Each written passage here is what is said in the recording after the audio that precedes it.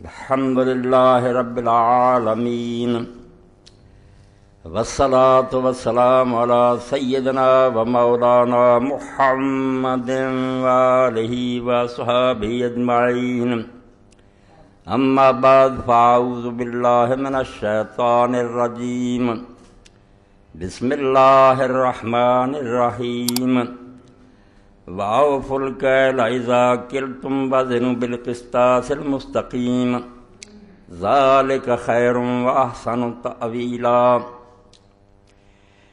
واجب الاحترام سامعین کرام، اسلامی سال کا پہلا مہینہ محرم الحرام شروع ہو چکا ہے۔ اللہ کے رسول علیہ السلام نے اس کو شہر اللہ المحرم فرمایا کہ یہ اللہ کا مہینہ ہے۔ مہینے سارے اللہ کے ہیں، مگر کبھی کبھی کسی چیز کی شان بڑھانے کے لیے اس کو اللہ تعالیٰ کی طرف مضاف کر دیا جاتا ہے۔ جیسے گھر سارے اللہ کے ہیں مگر بیت اللہ، اونٹنیاں ساریاں اللہ کی ہیں، صالح علیہ السلام کی اونٹی ناقۃ اللہ، تو اللہ نے اس مہینہ کو فضیلت بخشی ہے، اس لیے اللہ کے رسول علیہ السلام نے صحیح مسلم میں ابو ہریرہ رضی اللہ عنہ کی روایت میں اس کو شہر اللہ المحرم فرمایا کہ یہ اللہ کا مہینہ۔ لوگ یہ چاہتے ہیں اور ایسا ہی کہتے ہیں کہ ساری دنیا کی قومیں جو ہیں ان کا سال خوشی سے شروع ہوتا ہے، اور وہ خوشی تو آپ دیکھ ہی رہے ہیں جیسے عیسائی لوگ مناتے ہیں، اور ان کی تقلید میں ہم بھی اب لگ پڑے ہیں ہوٹلوں میں، شراب اور زنا اور ڈانس وغیرہ، یہی ہونا چاہیے۔ مگر یہاں ان لوگوں کی توقع اور امید کے خلاف کہتے ہیں کہ نہیں، مسلمان رونے دھونے میں لگ جاتے ہیں، نیتیں بد ہیں۔ یہ نہیں کہ کوئی نیک نیت سے یہ کہتے ہیں کہ خوشی سے سال شروع ہونا چاہیے، اصل میں لوگوں کے سینوں میں رسول اللہ صلی اللہ علیہ وسلم کی اولاد کے بارے میں بغض جو ہے وہ جم چکا ہے، اور وہ ان کی زبانوں سے بھی باہر آتا ہے، اور کتابوں پر کتابیں بھی یہ لوگ لکھ رہے ہیں۔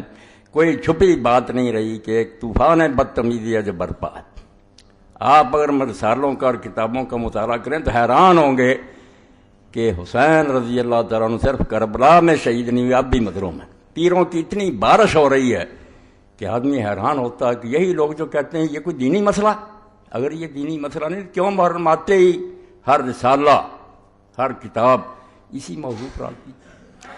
تو حقیقت یہ ہے کہ اس مہینے کا امام حسین رضی اللہ عنہ کی شہادت سے شروع ہونا، اور ذی الحج جو سال کا آخری مہینہ اس کا حضرت اسماعیل علیہ السلام کی قربانی پر ختم ہونا، یہ اپنی جگہ اللہ تعالیٰ کی حکمت کے مطابق بہت ہی مناسب کام ہے۔ جو لوگ دین کو نہیں سمجھتے وہ بے شک ہنستے رہیں، ناچتے رہیں، مگر اللہ نے قربانی پر سال ختم کیا اور قربانی سے آغاز کیا سال کا، تاکہ اہل اسلام کو پتہ لگے ہوشیار کے برہ دمے تیغست قدمرا، کہ اے اللہ کے نیک بندو ہوشیار ہو جاؤ کہ تمہارے قدم جس راستے پر ہیں وہ تلوار ہے، تلوار پر چل رہے ہو۔ جانیں قربان کرنا، اپنی جان اللہ کے دین کے لیے بیچ دینا، یہ دین کا خلاصہ ہے۔ اس لیے ذی الحج بھی قربانی پر ختم ہوا، اور امام حسین رضی اللہ عنہ کا واقعہ بھی سال کے شروع میں پیش آیا، تاکہ لوگوں کو اس بات کا پتہ چلے، نہ بینی کہ ہاں شاہ نکو نام بدستے سر بریدہ امید ہر نام۔ دیکھتے نہیں ہو کہ اللہ تعالیٰ ان کے ہاتھ پر پیالہ رکھتا ہے، ان کو جام محبت کا پلاتا ہے جن کے سر کٹے ہوتے ہیں۔ یہ سر کٹوں کا دین ہے، اس لیے جو ناچنا چاہتے ہیں، ڈانس کر رہے تھے، وہ عیسائی ہو جائیں، دوسرے مذہبوں میں چلے جائیں، یہاں تو رونا دھونا ہے، ایسا رونا دھونا جو بیکار نہیں ہے کہ صرف رو کر آرام سے بیٹھ جاؤ، نہیں، قربانیوں کو یاد رکھنا۔ اور اسی لیے یہ رسالہ علم و آگی جو آیا اس مہینہ کا، اس میں بھی مولانا ابوالکلام آزاد رحمۃ اللہ علیہ کا حوالہ دیا۔ بس میں ابتدا میں وہ بات آپ کی خدمت میں عرض کر دینا چاہتا ہوں۔ فرماتے ہیں حضرت حسین علیہ السلام کا واقعہ کوئی شخصی واقعہ نہیں ہے، کوئی نہ سمجھے نہ میرے خطبے سے کوئی بات تھی جو میں سنا رہا ہوں، کوئی کسی ایک آدمی کا قصہ نہیں ہے کہ کوئی شخص تھا جو مارا گیا۔ اس کا تعلق صرف اسلام کی تاریخ ہی سے نہیں بلکہ اسلام کی اصلی حقیقت سے ہے، یعنی وہ حقیقت جس کا حضرت اسماعیل علیہ السلام کی ذات سے ظہور ہوا تھا، اور وہ بتدریج ترقی کرتی ہوئی حضرت عیسیٰ علیہ السلام کی ذات کو پہنچ کر گم ہو گئی تھی، اس کو حضرت حسین رضی اللہ عنہ نے اپنی سرفروشی سے مکمل کر دیا۔ وہی بات جو علامہ اقبال رحمۃ اللہ نے فرمائی ہے، عجیب و سادہ و رنگی ہے داستان حرم، نہایت اس کی حسین ابتدا ہے اسماعیل۔ حرم کی ساری کہانی کیا ہے؟ جب بنیاد رکھی جا رہی تھی اسماعیل علیہ السلام کے گلے پر چھری، اور جب دین تکمیل کو پہنچا، اللہ کے آخری نبی زمین پر آئے، تو رسول اللہ کا بچہ جس کو حضور کندھوں پر اٹھاتے تھے، نماز میں سجدہ لمبا کر دیتے، اس کی خاطر اس کی شہادت کا واقعہ پیش ہے، تاکہ لوگوں کو پتہ چلے نہ بینی کیا شاہ نکو نام بدستے سر بریدہ میدم۔ اسلام پر چلنا چاہتے ہو نا، تو یہ حجروں میں بیٹھ کر اور تسبیحیں گما کر اس دین پر نہیں چلا جا سکتا۔ یہ دین جان مانگتا، اور جان بھی ان بندوں کی مانگتا ہے۔ لوگ حیران ہوتے ہیں اللہ کے نیک بندوں کو کیوں مشکلیں پیش آتی، اور الٹ نتیجہ نکالتے ہیں کہ اگر وہ نیک ہوتے، اللہ کے پیارے ہوتے، کیوں مارے جاتے۔ بالکل غلط بات۔ انبیاء علیہ السلام قتل ہوئے ہیں، حالانکہ دیکھنے کی بات یہ ہے کہ آپ جب قربانی دیتے ہیں تو قربانی کے لیے وہ جانور تلاش کرتے ہیں جو بے عیب ہو، بے عیب جانور۔ تو ہمارے چھانٹنے میں تو غلطی ہو سکتی ہے، مگر جو قربانیاں اللہ اپنے لیے پسند کرتا، انبیاء علیہ السلام اور صالحین کی، وہ نیک لوگوں کی در مسلخ عشق جز نکورانہ کشند۔ عشق کی قربان گاہ میں سوائے اچھے اور نیک لوگوں کے کوئی ذبح نہیں ہوتا۔ یہاں جو کہتا نا ذبح ہو جانا کوئی عیب ہے، یہ توہین ہے، یہ شکست ہے، جھوٹا ہے۔ یہی تو اصل قربان گاہ ہے کہ اللہ کی راہ میں جان دے دی، اللہ کو خوش کر لیے۔ در مسلخ عشق جز نکورانہ کشند۔ عشق کی قربان گاہ پر سوائے نیک اور اچھے لوگوں کے ذبح نہیں کیا جاتا کسی کو۔ لاگر صفتنا و زشت خورانہ پسند۔ اللہ بالکل ان لوگوں کو اپنے راستے میں جان دینے کی توفیق ہی نہیں دیتا جن میں عیب ہوتے ہیں، خامیاں ہوتی ہیں، ان کو مردود ٹھہراتا کہ جاؤ دنیا میں عیش کرو، مزے کرو، کسی حکومت کے کاسا لیس ہو جاؤ، پیالے چاٹو اور دانش فروش بن جاؤ۔ میں دو لفظ بولوں گا، دانش فروش۔ جیسے آج ان کی بہت بڑی تعداد ہے، پڑھے لکھے ہیں، دانشور ہیں، خطیب ہیں اور صحافی ہیں، علم بیچ رہے ہیں، وقت کے حکمرانوں کو خوش کرنے کے لیے دلیلیں کر رہے ہیں، اور اس کے مقابلے میں امام حسین رضی کا قافلہ یہ جان فروشوں کا قافلہ۔ وہ دانش فروش ہیں، علم بیچ رہے ہیں، یہ جان بیچتے اللہ کی راہ میں کہ جو ہو سو ہو، ہم حق کو مانیں گے، کسی طاقت کے سامنے سر نہیں جھکائیں گے، اس راستے میں جو پیش آئے سو پیش آئے۔ در مسلخ عشق جز نکورانہ کشند، لاگر صفتنا و زشت خورانہ کشند۔ تو اللہ کی راہ میں جان دینے والے برباد نہیں ہوتے، وہ ہماری نظر میں ہے کہ بھائی مارے گئے۔ اللہ نے تو قرآن میں 2 جگہ کہہ دیا کہ جو اللہ کے راستے میں مارے جاتے ہیں ان کو مردہ نہ کہو، وہ زندہ ہے۔ اب ممبر پر بیٹھنے سے پہلے ہی مجھے رسالے موصول ہوئے، وہ لوگ جو جب شکنجہ ان کے گلے میں کسا جاتا اور حقائق چھوڑو جی یہ بات اس سے کیا لینا، نہیں، آپ لوگ ون وے ٹریفک چلانا چاہتے ہیں، ایک رٹی رٹائی کہانی رسالے چھاپتے ہیں، کربلا کی کہانی ابو جعفر محمد باقر کی زبانی، یہ ہر حدیث کے پاس ہے، چھاپتے ہیں۔ اور وہ شخص جو مفسر قرآن ہے اس دور میں کہلاتا ہے، اور سعودی حکومت اس کا قرآن چھاپتی ہے، حسن البیان، مولانا صلاح الدین یوسف، وہ ایک کارنامہ سر انجام دے رہا ہے۔ یہ کتاب بھی میرے پاس اسی کی ہے، امام محمد باقر پر تہمت لگا کر کہ امام حسین کا پوتا اپنی زبانی بیان کرتا ہے، سارا واقعہ پیش کرتے۔ اور یہ صلاح الدین یوسف صاحب کا میں گناہ نہیں سمجھتا، پچھلوں نے بھی یہ بہت بڑا جرم کیا ہے کہ امام محمد ابن جریر الطبری نے اپنی تاریخ میں یہ پورا قصہ لکھا، حافظ ابن حجر رحمۃ اللہ علیہ نے تہذیب التہذیب میں اس کو نقل کیا، اور اپنی کتاب صحابہ میں اس کو درج کیا۔ اب ایک شخص کہتا ہے جب امام محمد باقر جو زین العابدین کے بیٹے، وہ سنا رہا ہے کہ حسین رضی اللہ عنہ کو بہت لوگوں نے روکا مگر وہ بعد نہیں آئے۔ راستے میں جب ان کو پتہ چلا کہ مسلم ابن عقیل شہید کر دیے گئے ہیں تو انہوں نے لوٹنے کا ارادہ کیا۔ چچا زاد بھائیوں نے ضد کی کہ نہیں، ہم تو انتقام لے کے لوٹیں گے، اس لیے امام حسین بھی مجبور ہو گئے کہ تمہارے بغیر تو کوئی مزہ نہیں زندگی کا۔ ان کی ضد کی وجہ سے آگے چلنا پڑا، اور بعد میں جا کر وہاں منت سماجت کرتے رہے کہ 3 شرطیں مجھے یزید کے پاس بھیج دو، بھائی میں اس کے ہاتھ میں ہاتھ رکھ دیتا ہوں۔ یہ کہانی یہ لوگ لکھ کر اور امام محمد باقر کا نام لے کر شائع کرتے ہیں۔ اب ہر شخص کہتا ہے یار جب ان کی پوتے کہہ رہے ہیں تو حقیقت اس جہاد کی کچھ بھی نہیں۔ یہ کہہ دیں آپ نادانی اور بے وقوفی سے مارے گئے ہیں، ورنہ اس کا کوئی جہاد سے تعلق ہی نہیں، نہ یہ کوئی شہادت ہے۔ وہ تو جان بچانا چاہتے تھے، کہتے لے چلو مجھے، میں یزید کے ہاتھ میں ہاتھ رکھ دیں۔ یہ سب باتیں آپ پڑھتے بھی ہیں، سنتے بھی ہیں، اور تاریخ جو ہے زیادہ سے زیادہ مہربانی کرتی ہے کہ کوفہ کے کچھ لوگ سے بے ایمان اور بددیانت انہوں نے امام حسین رضی اللہ عنہ کو خط لکھے، امام ان کے ورق میں آ گئے، ان کے دھوکے میں آ گئے، بعد میں راز کھلا کہ یہ تو سب مکار اور فریبی ہیں، پھر آپ پچھتاتے رہے۔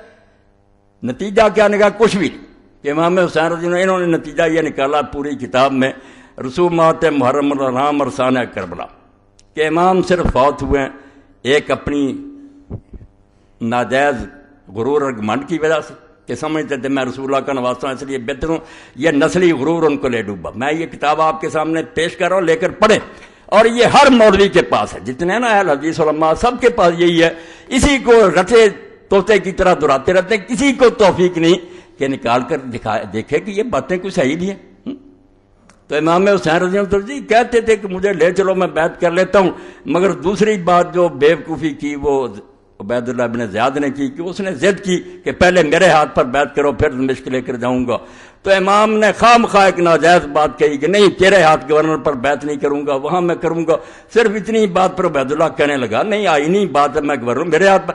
یعنی یہ امام حسین رضی اللہ عنہ کو ایک احمق ضدی اور مغرور آدمی ثابت کیا جو خام خواہ اپنی جان دے گیا، ورنہ کچھ حقیقت نہیں. اور اس میں صاف صاف لکھا کہ یزید کو بیعت کا مطالبہ کرنے کا کیوں حق نہیں تھا، کیونکہ جب سوائے دو آدمیوں کے عبداللہ بن زبیر اور امام حسین کے ساری سلطنت میں لوگوں نے اس کی بیعت کر لی تھی، وہ کیوں نہ بیعت مانگتا. امام حسین جھوٹا تھا. یہ پوری کتاب ہے. اب ہم اس کا جواب اگر میں دوں تو سارے شہر میں پروپگنڈا کہ مولوی اسحاق امام حسین کا بیان کرتا، اور ان دنوں میں آ کر یہ مسجد نہیں امام بارگاہ میں لعنت اللہ علی الظالمین. اللہ کے نامراد ظالم بندو، یزید کی حمایت میں تم کتابیں لکھو. امیر المومنین یزید رحمۃ اللہ علیہ جگہ جگہ اس میں لکھا. اور ہم امام حسین رضی اللہ کا بیان کریں، اور آپ لوگوں کو یہ توفیق ہی نہ کہ پوری کتاب میں نہ ابن تیمیہ کو یہ توفیق ہوئی، اللہ انہیں بھی معاف کرے، نہ انہیں ملی کہ رسول اللہ کی وہ حدیثیں تو کہیں ذکر کر دو کہ حضور نے پہلے بتایا نہیں تھا امام حسین رضی اللہ کے بارے میں. وہ صحیح حدیثیں نہیں ہیں، ان کو چھوتے تک نہیں. خطبے ہو رہے ہیں، کتابیں لکھی جا رہی ہیں، نہ کئی تنظیموں کے سربراہ میں ان کا نام کہہ لو وہ بھی لکھ دیتے ہیں ثانیہ کربلا. کوئی نہیں یہ اٹھا کر دیکھتا کہ تاریخ کی جھوٹی روایتیں. یہ جو میں نے لکھ دیا کہ محمد باقر رحمۃ اللہ علیہ کی زبانی، اس کے بارے میں تو آپ سمجھ لیں کہ جہاں جہاں یہ لکھی ہے بالکل جھوٹ کا پرندہ. اس میں زکریا بن یحییٰ ضریر مجہول ہے. اور آگے چل کر جس نے یہ کہانی گڑھی ہے خالد بن عبداللہ القصری، مکہ معظمہ میں بدقسمتی سے جو لوگ گورنر رہے ہیں ان پر پوری ایک کتاب ہے غایۃ المرام. اس میں اس کے حالات پڑھیں. اور امام ذہبی جو لکھتے ہیں کہ ناصبین شباب، مکے کے ممبر پر چڑھ کر جو حضرت علی رضی اللہ عنہ علانیہ لعنت کرتا تھا وہ یہ عبداللہ بن خالد قصری تھا، جس نے یہ کہانی گڑھی کہ امام حسین کے بارے میں یہ بات پھیلا دو کہ وہ تو واپس آنا چاہتے تھے، وہ تو یہ شرطیں پیش کرتے تھے، انہیں تو لوگ روکتے تھے. میں کہتا ہوں اس جھوٹے اور حضرت علی رضی اللہ عنہ پر لعنت کرنے والے کی سوال آؤ کہیں دنیا سے کوئی کتاب جس میں یہ آتا ہے کہ امام حسین رضی اللہ عنہ واپس آنا چاہتے تھے. خود یزیدی اور بنو امیہ کا گورنر کہانی گڑے اور امام محمد باقر کی ذمہ لگا دے، اور تم اس کو یہ شائع کرو کہ کربلا کی کہانی محمد باقر کی زبانی. محمد باقر رحمۃ اللہ علیہ نے ان میں سے کوئی بات نہیں کہی. یہ سب جھوٹی باتیں. میں نے دو راوی جو ہے ان کے نشان دے دیے. اصل سند جو ہے وہ تبری میں جہاں سے پتہ چلتا، باقی انہوں نے بلا سند کے نقل کر دیا نا کیسا ایسا. شروع کہاں سے ہوتی ہے، کون بیان کرتا؟ زکریا بن یحییٰ ضریر مجہول. اور آگے کون ہے؟ خالد بن عبداللہ القصری، جس کو کہتے ہیں بغیض ناصبی، ایسا دشمن علی کہ مکہ کے ممبر پر حضرت علی رضی اللہ عنہ لعنت کرتا تھا. مگر ایسے لوگ پھر ان کو اللہ تعالیٰ معافی نہیں دیتا. آخر میں خود بنو امیہ نے اسے معذور کیا، اور جس برے طریقے سے اس کو پھر کوڑے لگائے اگر سزائیں ملی وہ تاریخ کا ایک حصہ. وہ پڑھنا چاہیے کہ ظالم کی گرفت کیسے ہوئی. پھر اس کی کہانی لیے پھر تو دشمن اہل بیت کی کہ امام محمد باقر نے یہ کہا. تو اللہ کے لیے توبہ کرو، حدیث کی کتابوں کی طرف رجوع کرو. حسین رضی اللہ تعالیٰ عنہ پاگل تھا اور کسی ظالم نے آج تک نہیں کہا. اور یہ بات جو اس کو بیان نہیں کیا کہ کوفہ بلانے والے تھے کون. امام حسین رضی اللہ بچہ تھا جو لوگوں کے بلانے پر چلا گیا، جو اٹھتا کہ کوفہ والوں نے بلایا اور بعد میں انہوں نے پورا نہیں کیا. ظالموں شرم کرو. وہ بلانے والا وہ جو امیر معاویہ رضی اللہ اس کے پاسنگ بھی نہیں. حضرت سلیمان بن سرد رضی اللہ کو کہتے ہو کہ وہ جھوٹا تھا. 5 آدمی ہیں جنہوں نے پہلا خط لکھا اور اپنے گھر میں جس نے دعوت دی لوگوں کو بلایا کہ اللہ نے ایک طاغوت سے ہماری جان چھڑائی اور ایک دوسرا ظالم مسلط ہو گیا، آؤ حسین کو کھڑا کرو اور اس کا ساتھ دو، ان ظالموں سے جان چھڑائی. وہ خط پڑھو اس کا صحابی کا، امیر معاویہ رضی اللہ کا پتہ لگے کہ وہ صحابی کیا سمجھتے تھے کہ ایک طاغیہ اور طاغوت مرا اور ایک اور مسلط ہو گیا ہماری گردنوں پر. حضرت سلیمان بن سرد خزائی. اور بعد میں اس نے کیسے نبھایا. اگر اور توفیق نہیں تو البدایہ والنہایہ امام ابن کثیر کی اٹھا کر دیکھ لو، اس کی شہادت کا واقعہ پڑھو کہ کس طرح اس نے ان ظالموں سے بدلہ لینے کے لیے بعد میں پھر لوگوں کو جمع کیا کہ ہم وقتی طور پر ٹھیک ہے دب گئے. عبید اللہ ابن زیاد نے دھوکے سے شہر پر قبضہ کر لیا، کرفیو نافذ کر دیا، ہمارے لیڈر گرفتار کر دیے، ہم مدد نہیں کر سکے امام حسین رضی اللہ کی، مگر یہ الزام ہم پر آ گیا کہ ہم نے بلایا تھا۔ بالکل صریح جھوٹ ہے، کوفہ والوں نے کوئی دھوکہ نہیں کیا، ان میں سے کوئی جھوٹا نہیں تھا، وہ سارے امام حسین کے رضی اللہ تعالیٰ عنہ کے والد کے فدائی تھے۔ اور حضرت سلیمان ابن سرد رضی اللہ صحابین جلیل نبیذن فاضلہ، جن کی شہادت کے واقعات لکھا اور امام نے لکھا کہ شہید ہو گیا، اللہ ان پر بے شمار رحمتیں کرے، اس کو ظالموں بدنام کرتے کہ جھوٹا تھا اور بڑھا دیا تھا، بدلہ لینے کے لیے اٹھا۔ اس تحریک کو توابون کی تحریک کہتے ہیں۔ 4000 آدمی کربلا میں گئے، امام حسین رضی کی خبر پر عید کیا کہ یا بدلہ لیں گے ان ظالموں سے یا اپنی جانیں دے دیں گے۔ عبید اللہ زیاد کے ساتھ پھر مار گئے، بیچارے مارے گئے، شہید ہو گئے۔ بعد میں بدلہ جس کی قسمت میں تھا، مختار ابن ابی عبیدہ سکری، اس نے ایک ایک کا صفایا کیا، شمر اور ابن زیاد سارے جتنے اس کے ہاتھ سے مارے گئے، مگر یہ حضرت سلیمان ابن سرد اور ان کے ساتھی جتنے بلانے والے تھے یہ عین الوردہ کے مقام پر شہید ہوئے، اپنی جانیں انہوں نے دے دی، اپنا وعدہ نبھا دیا۔ تو جھوٹ اتنا پھیلایا گیا کہ جس کا جی چاہتا وہ کہانی چھوٹی سی بیان کر دیتا۔ بالکل اس طرح ہی جیسے میرے ایک استاد سے کارن میں وہ کہہ رہے تھے کہ اگر بات کو برباد کرنا تو اس کا طریقہ یہ ہے کہ لوگ بیٹھے ہوئے تھے، کھانا کھا رہے تھے، تو ایک آدمی نے کوئی کہانی چھوڑ دی، وہ بیچارہ لمبی بیان کرنے لگا، اتنے میں دوسرے کھا گئے۔ اس نے ایک دن سوچا میں بھی اس کو پھنساؤں گا، اس نے کہا یار یوسف علیہ السلام کا قصہ کیا تھا؟ اب قصہ تو اتنا لمبا قرآن مجید میں اتنا لمبا آیا، مگر اس نے چالاک تھا، اس نے کہا پسرے بود پسرے داشت گم کر دو بعد یاد۔ اور بات تو اتنی، ایک باپ تھا، اس کا بیٹا تھا، وہ گم ہو گیا، مل گیا، بس قصہ ختم ہو گیا کہ حسین رضی اللہ کو کوفیوں نے بلایا، دھوکہ کیا، یہ بعد میں منتیں ترلے کرتے رہے، مارے گئے۔ ظالموں، اللہ کی کروڑ لعنت ہے جھوٹوں پر۔ حسین رضی اللہ کی وہ شہادت جس کے بارے میں اللہ کے رسول جب بات ہی اللہ کی طرف سے بتلائی گئی اس وقت روئے، تمہیں یہ حدیثیں نہیں یاد آتی؟ اور اگر اس کے بارے میں شبہات تو سلسلۃ الحدیث صحیحہ دوسری جلد وہ علامہ البانی صاحب رحمۃ اللہ علیہ کی دیکھ لیں، ساری اکٹھی کر دیں۔ میں یہاں صرف الفتح الربانی جو مسند احمد کی تبیب ہے اس میں سے پڑھتا ہوں۔ یہ 23ویں جلد ہے۔ ان عائشہ ام سلمہ قال اب کی شک کا ہوا یعنی عبداللہ بن سعید ان نبی صلی اللہ علیہ وسلم قال لإحداهما لقد دخل علی البیت ملک لم يدخل علی قبلہ۔ رسول اللہ صلی اللہ علیہ وسلم کی ایک زوجہ مطہرہ آپ کے حجرہ میں داخل ہوئی تو رسول کریم علیہ السلام نے فرمایا کہ ابھی ابھی میرے حجرے میں ایک فرشتہ ایسا آیا تھا جو اس سے پہلے کبھی نہیں آیا۔ فقال علی ان ابنک ھذا حسین مقتول، اس نے مجھے یہ اطلاع دی کہ تمہارا یہ بچہ شہید کر لیا جائے گا۔ وَإِنْ شِئْتَ أَرَأَيْتُكَ مِنْ تُرْبَةِ الْأَرْضِ الَّتِي يُقْتَلُ بِهَا، تو پھر اس نے کہا کہ اگر آپ چاہتے ہیں کہ اس زمین کی مٹی دکھائی جائے تو میں اس کی مٹی آپ کو دکھا دیتا ہوں۔ قال فأخرج تربة حمراء، تو ام سلمہ رضی اللہ کہتی ہیں حضور نے پھر سرخ مٹی بھی مجھے دکھائی کہ یہ اس فرشتے نے مجھے مٹی دی ہے۔ صحیح حدیث، کوئی شک شبہ نہیں۔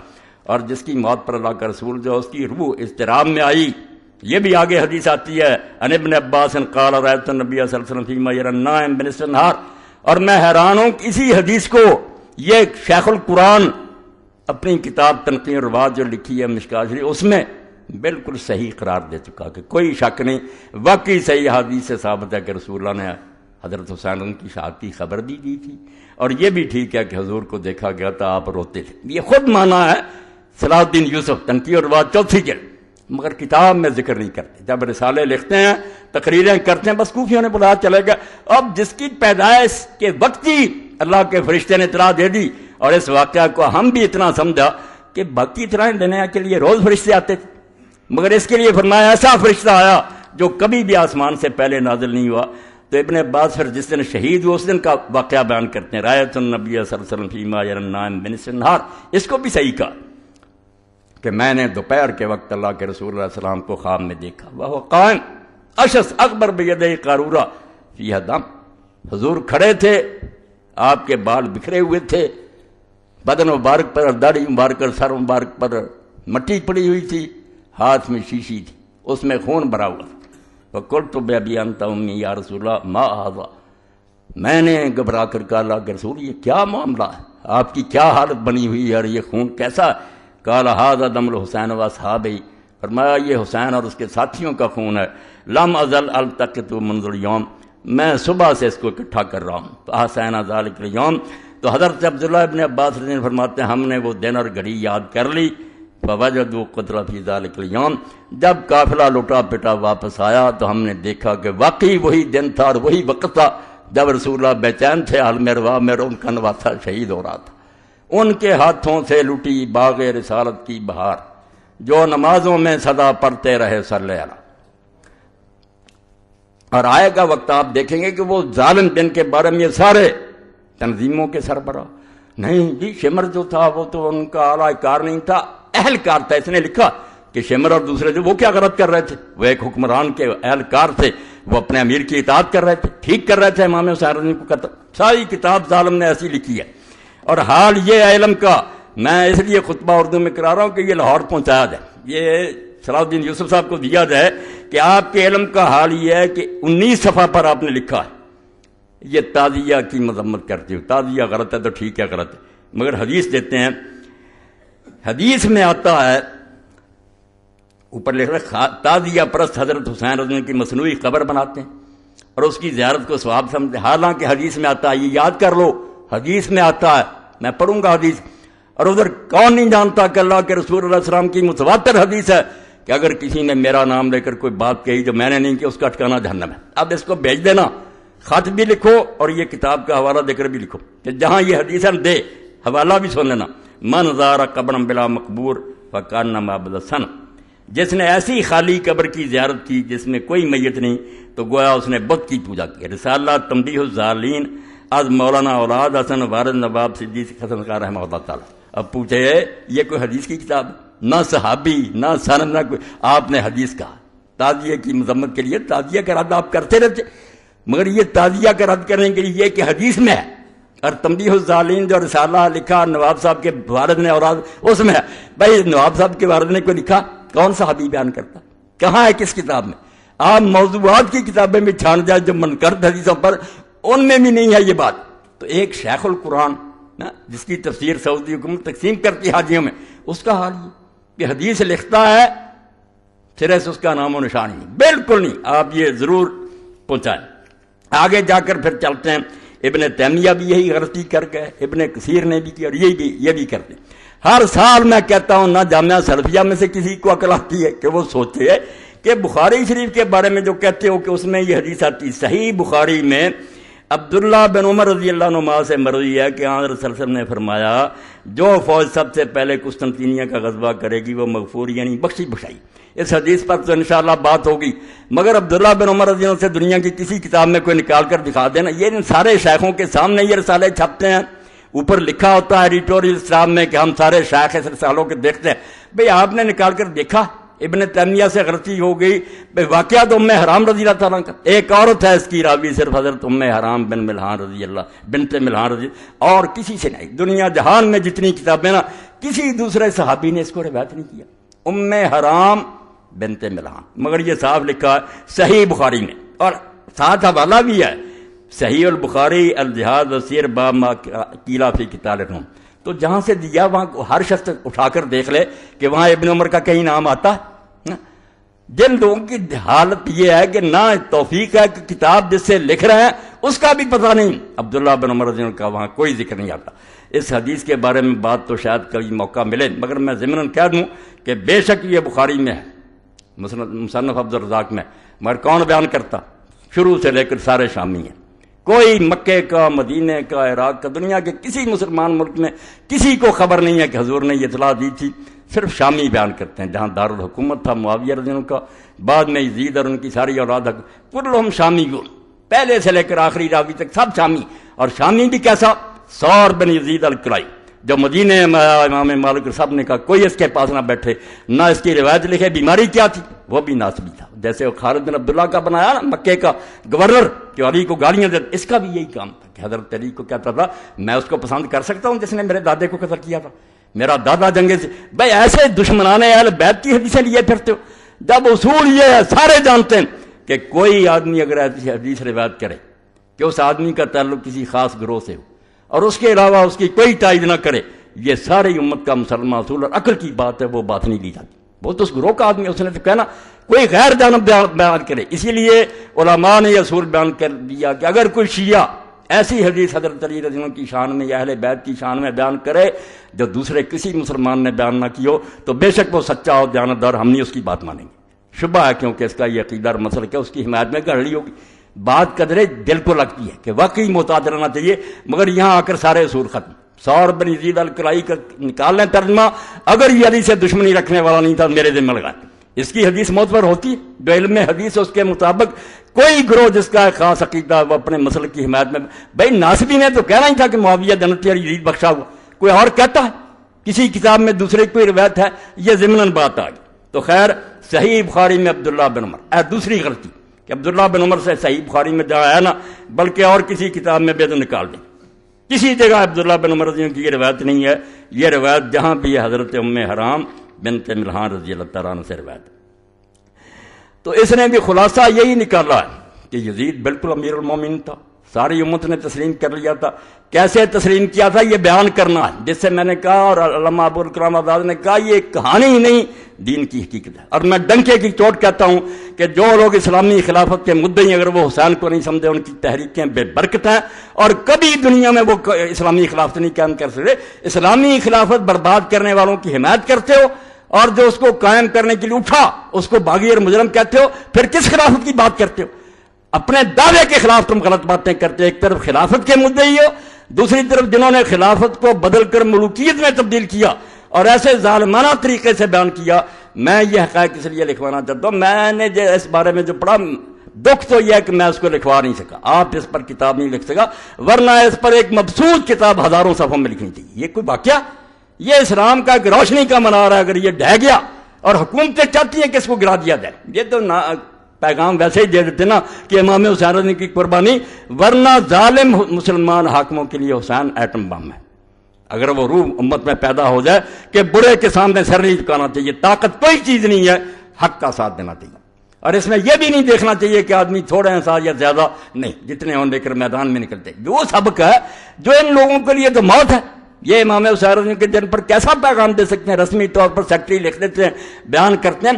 حسین رضی اللہ تعالیٰ عنہ کے واقعہ میں یہ کہتا ہوں کہ کچھ لوگ پوچھتے ہیں یزید جو تھا وہ اپنی ماں بہن سے زنا کیا، جھوٹ بات، ایسی باتوں کی ضرورت نہیں، نہ ہمیں یزید کو کچھ برا بڑا کہنے کی ضرورت ہے کہ اس میں یہ برائیاں تھیں۔ برائی سب سے بڑی یہ ہے جو اللہ کے رسول علیہ السلام نے فرمائی تھی کہ اول من یبدل سنت رجل من بنی امیہ۔ اصل اعتراض میرا یہ ہے جو اصولی ہے، ہمیں کوئی اس سے بحث نہیں، وہ شراب نہ پیتا نماز نہ، جس طریقہ سے یہ خلافت بنی ہے میں مولانا ابو الکلام آزاد رحمۃ اللہ علیہ کے حوالے دوں گا اس سلسلے میں، کیونکہ وہ نایاب ہے۔ وہ میرے بچے نے کوشش کی اور بڑی محنت سے اس نے وہ کلمی جو تھے فوٹو اسٹیٹ کرا کے لایا، بڑی محنت کیا جعفر بچے نے اس بارے میں۔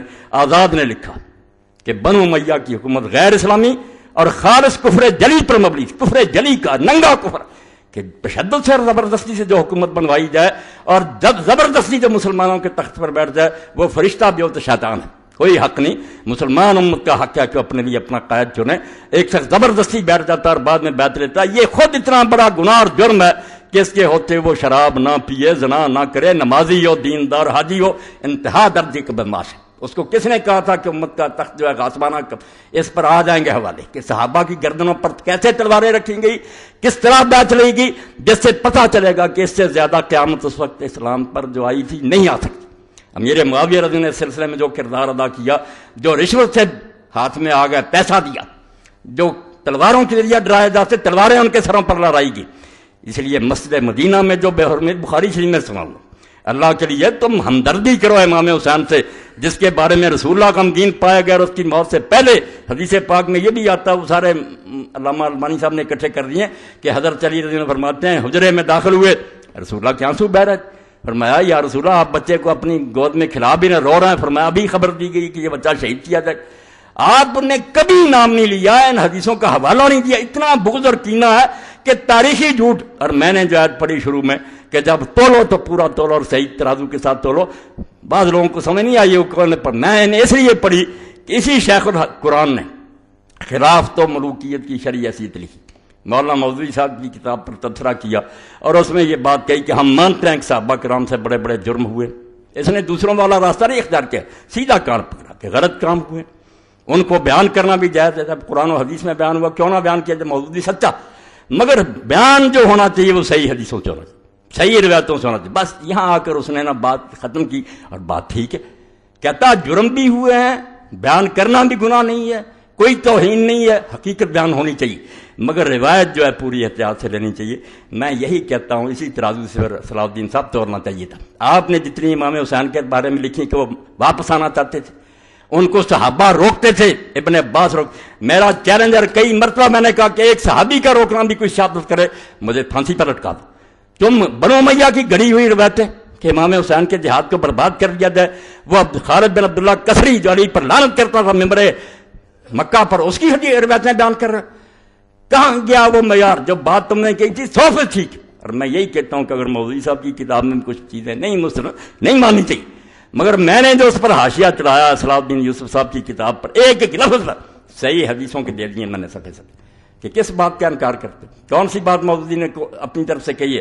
اگر تاریخی حوالے نہیں صحیح ٹھیک ہے، انہوں نے لکھی تاریخ کی مدد سے، آؤ میں حدیث سے ثابت کرتا ہوں. یہی علی پر ممبروں پر لعنت کرنا، امیر معاویہ رضی اللہ عنہ کو صحیح حدیثوں سے پیش کرتا ہوں.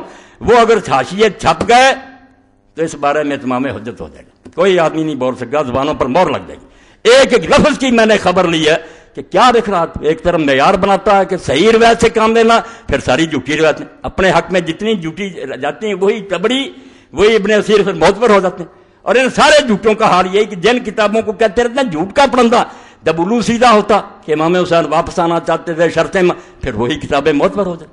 میں ایسا نہیں کرتا، میں کہتا ہوں وزن بالقسطاس المستقیم، ایک صحیح ترازو لو اس سے تو لو. آپ کے خلاف جائے یا آپ کے حق میں جائے، بات وہ کہو جس کی سند مضبوط ہے. اس لیے میں آپ سب حضرات سے یہ کہتا ہوں کہ اللہ کے لیے حسین رضی کے واقعہ کو کوئی قصہ نہ سمجھیں. جی جیسے کہا نا ابن مولانا ابوالکلام آزاد نے کہ یہ اسلام کی حقیقت ہے، اسلام سمجھنا چاہتے ہو ہے کیا؟ صرف حسین. رمز قرآن حسینہ موختن زیاد سے و شعرا فروختن. اقبال کہتے ہیں قرآن کی تفسیر تو ہمیں سمجھ ہی حسین سے آئی.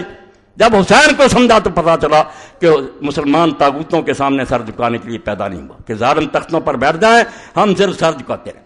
اور اس پر بھی میں پڑھوں گا کہ جب سے یہ نظریہ ایجاد کیا اہل سنت نے اور اہل حدیث نے کہ متسلط اور متغلب جو تخت پر بیٹھ جائے بس نظریہ ضرورت کے تحت اس کو تسلیم کرو، میں اللہ کو حاضر ناظر کر کے کہتا ہوں کہ سارے دین کی بربادی اس لیے ہوئی کہ جس چیز سے یہ ڈرے تھے نا کہ اگر مقابلے میں اٹھے تو خون ریزیاں ہوں گی، اس سے زیادہ برائیاں آئیں. خون دینے سے تو بچ گئے، یہ جانیں بچاری چوہوں کی طرح بلوں میں گھس گئے، مگر حرام دادے سے زیادہ حرام دادا آگے آتا گیا اور امت آج تک بھگت رہی ہے. اگر یہ سمجھتے کہ نہیں جیسے میری زمین پر کوئی قبضہ کر لے وہ غاصب ہے، جہاں تک ممکن ہو میرے لیے اس سے اپنا قطع چھڑانا فرض ہے. یہ حکومت جو ہے یہ جمہور کی ملک. کتنے کہتے ہیں جمہوریت کفر ہے؟ جمہوریت کفر یہودیوں عیسائیوں والی ہے کہ 50 سے زیادہ آدمی ہو جائے کہ شراب حلال ہے. ہمارے ایسا نہیں، جو اللہ نے حلال و حرام کر دیا وہی ہے. مگر اس کی تنفیذ کے لیے اس کو چلانے کے لیے جو آئے گی ایجنسی، جو لوگ آئیں گے وہ کیسے آئیں گے؟ تلوار سے لوگ تخت پر بیٹھیں گے، دوسروں کو مار کر جو تخت پر قبضہ کرے وہ طریقہ ہوگا، یا باپ کے بعد بیٹا بیٹھتا جائے گا چاہے نالائق ہی. اور اس کے تماشے بھی لوگوں نے پہلی صدی میں دیکھے. حسین رضی اللہ تو شہید ہو گئے، مگر یہ رسم بد امیر معاویہ رضی اللہ نے شروع کر دی سنتاً سنیہ، اس کا انجام کیا ہوا؟ پر حضرت عبداللہ ابن زبیر رضی اللہ کی بیعت ساری دنیا نے کر لی، ساری دنیا نے یزید کے بعد ان کی بیعت کر لی، صرف شام کا علاقہ رہ گیا. وہاں سے بھی مروان نے تہیہ کیا کہ چلو یار مدینہ چلیں اور ابن زبیر کی بیعت کر لیں، وہ صحابی ہیں، صحابی کے بیٹے ہیں، حضور کی پھوپھی کی اولاد ہیں، جھگڑے ختم کریں. یہی عبید اللہ ابن زیاد حرامی یہ ملا اور یزید کا ماموں ملا حسان بن مالک بن بدر. اس نے کہا کیا کر رہا ہے؟ آج تک علی سے جنگیں لڑتے رہے، اس کی رات کے آپ ان کے ساتھ جا کر صلح کرتے ہو. پھر دیا مروان نے اپنی بیعت لے لی اور بیعت کے بعد جا کر پھر جنگ لڑی حضرت ضحاک بن قیس صحابی کے ساتھ، وہ ابن زبیر کے حامی تھے. مرج راحت کوئی ایک کربلا، وہاں وہ حضرت قیس بن ضحاک مارے گئے، مروان غالب آ گیا، پھر اس نے مصر بھی چھین لیا. آہستہ آہستہ بعد میں ان کا بیٹا جو تھا عبد الملک بن مروان وہ ظالم، اس نے مکے کا محاصرہ کیا، عبداللہ ابن زبیر شہید کر دیے گئے، درختوں پر ان کی لاش لٹکی رہی. یہ صحیح مسلم میں پڑھ لیں آپ، ظالموں نے کیا حشر کیا. اور حضرت اسماء بنت ابی بکر کو حجاج نے کہا تیرا بیٹا منافق تھا. آج کہتے ہیں کسی صحابی کو برا، حجاج نے سامنے کہا ابو بکر صدیق کی بیٹی کے رسول اللہ کی ساڑی اور ابن زبیر کی عبداللہ بن تیرا بچہ منافقین کا سردار تھا. اس نے کہا نہیں، وہ نمازی تھا، حاجی تھا، دین پر تھا. اور بعد میں لاش کئی دیر لٹکی رہی اور ابن حضرت اسماء لونڈی کو ساتھ لے کر گئی، نظر نہیں تھی، اور اپنی لونڈی سے پوچھا کبھی وقت نہیں آیا کہ سوار سواری سے اتر جائے؟ لاش لٹک رہی تھی. ان ظالموں کی باتیں کرتے. تو مروان نے جب یہ سارا دھندا چلایا اور جس نے مشورہ دیا تھا یزید کا ماموں حسان بن مالک بن بہادر الکلبی، یعنی مسلمانوں کی حکومت کیسے تماشا بنی. رونا یہ کہ جو اتنی بڑی عظیم شے تھی رسول اللہ کی خلافت کہ یہاں قدم رکھتے ہوئے ابو بکر صدیق اور حضرت عمر ڈرتے کہ نہیں اور کسی کو بنا لو، وہ تماشا بن گئی، لوٹ کا مال بن گئی. کہیں مروان اٹھ کھڑا ہوا اور مروان نے حضرت حاق بن قیس کو قتل کیا. اب وہ جو حسان بن مالک بن بہدل تھا اس کا یزید کا بیٹا آگے خالد تھا، اس نے کہا بھائی مروان میرے بانتے کے بیٹے کو دو، ہاں اپنے بعد اس کو خلیفہ نامزد کرو. اب ایک تو شرارت اس مروان نے یہ کی کہ خالد کی ماں اپنے نکاح میں لے آئے اس کو ذلیل کرنے کے لیے کہ یزید کی بیوی کر لی تاکہ خالد بول ہی نہ سکے کہ میری ماں کا تو شوہر ہے. اور دوسری طرف جب وہ محفل میں آتا ایسی بد زبانی اور بدگوئی کر یبن رتبہ اے بڑی نرم و نازک چوتڑوں والی کی بیٹا، بڑا ذلیل ہوا. اس نے جا کر ماں سے ایک دن کہا کہ تو یہ نکاح نہ کرتی تو میں یہ دن نہ دیکھتا. اس نے کہا چپ کر جا، ذکر نہ کرنا، ہو جائے گا ٹھیک. اس نے اپنی لونڈیوں کے ساتھ طے کیا یہ اسلامی خلافت کا رونا رونا. پہلی صدی رسول اللہ کی گدی کیسے ان لوگوں نے ذلیل کی. صحابہ بیٹھے رہ گئے، بڑے بڑے مجاہدین بدر احد کے بیٹھے رہ گئے اور یہ ایسے بچے بیٹھنے شروع ہو گئے. اب اس نے جب آیا مروان تو پوچھا مروان نے کہ خالد نے میرے بارے میں کوئی بات نہیں کی تھی؟ انہوں نے کہا نہیں، اس نے کیوں کہنا تھا، وہ تو آپ کا بڑا ادب کرتا. مطمئن کر دیا. مگر جب رات کو سویا اس نے سرانہ گلے پر رکھا، آپ بھی اوپر بیٹھ گئی، لونڈیاں بھی بیٹھ گئیں. اسی طرح یہ خبیث مرا. 6 مہینے صرف حکومت کی. مگر اپنے بعد خالد کو دینے کی بجائے وہ ماموں نے جو چکر چلایا تھا نا یہ کہ میرے باندے کے بیٹے کو وہ نہیں کیا، اپنے بیٹے عبد الملک اور عبد العزیز کے لیے وصیت کر گیا. خلافت مذاق بن گئی کہ اپنی نسل میں باندھتے پھرو، مسلمان بس منہ میں گنگنیاں ڈالے بیٹھے رہے، تماشا دیکھتے رہے کدھر جاتی. بعد میں ایسے ہوا وہ خالد بھی تنہا رہ گیا، یہ خلیفہ بن گیا عبد الملک.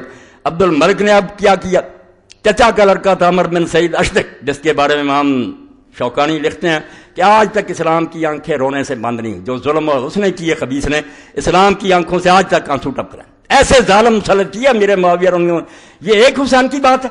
حسین بیچارہ کیوں نہ میدان میں آتا، اس نے دیکھا کہ آج رسول اللہ نہیں ہے، آج علی نہیں ہے، آج حسن نہیں ہے، میں ہی حضور کا جانشین. اور یہ سارے سمجھتے ہیں کہ ساری دنیا اگر بیعت کر رہے تو انہیں نہیں ٹھنڈ پڑ سکتی.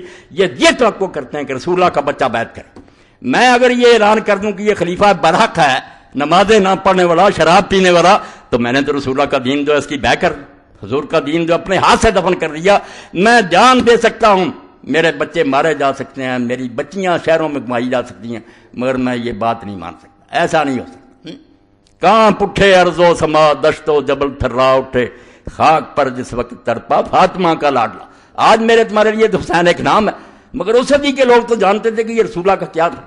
حضور کس طرح اپنے پہلو میں بٹھاتے تھے، دعائیں کرتے ہیں اللہ میں حسن اور حسین سے محبت کرتا ہوں، تو بھی ان سے محبت رکھنے والوں سے محبت رکھ.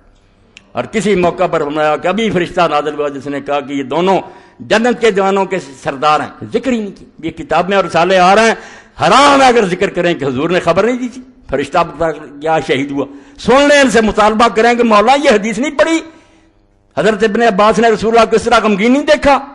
اور حضور نے فرمایا کہ فرشتے نے اطلاع دی کہ یہ دونوں جنت کے جوانوں کے سردار ہیں. اگر اس طرح کے احمق اور متکبر اور مغرور ہیں، صرف نسلی غرور میں پھنسے ہوئے مرتے پھرتے، کس لیے جنت کے سردار ہیں؟ حضور کے زمانے میں تو بچے تھے. کیا کارنامہ انہوں نے کیا کہ حضور نے یہ سرٹیفکیٹ دیا؟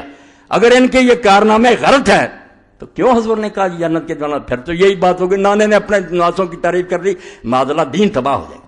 اور یہ بھی کہا کہ ان کی ماں فاطمہ جنت کی عورتوں کی سردار.